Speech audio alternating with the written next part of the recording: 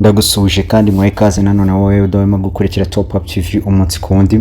Ni nyuma y'igihe ni nk'ibyumweru bine bishize hatrendinze yuko Marina yagiye kwibagisha ikibuno n'amatitre menshi yakozwe na thumbnail menshi yakozwe hano kuri YouTube agaragaza ko Marina amerewe nabi, arwaye cyane nyuma yo kugerageza kwibagisha ikibuno, ariko nk'igihe cyanditse ko Marina yararwaye malaria yirwariye muri Nigeria.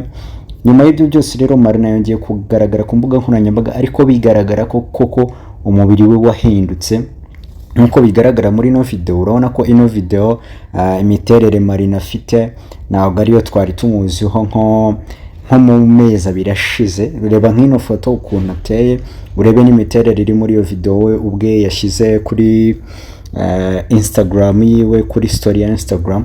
Ikigaragara cyo hari ikintu cyakozwe ku mubiri we, byanga byakunda biragaragarira amaso, kandi abasanzwe bazi Marina muzi uko ateye.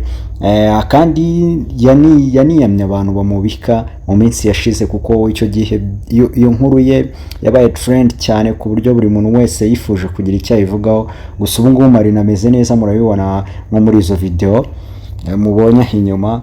No kuvuga ngo Marina yamaze kugaruka mu gihugu, ameze neza, nta kibazo na kimwe afite. Kora subscribe rero kugira ngo ujye ukomeza ubane nanjye umunsi ku munsi.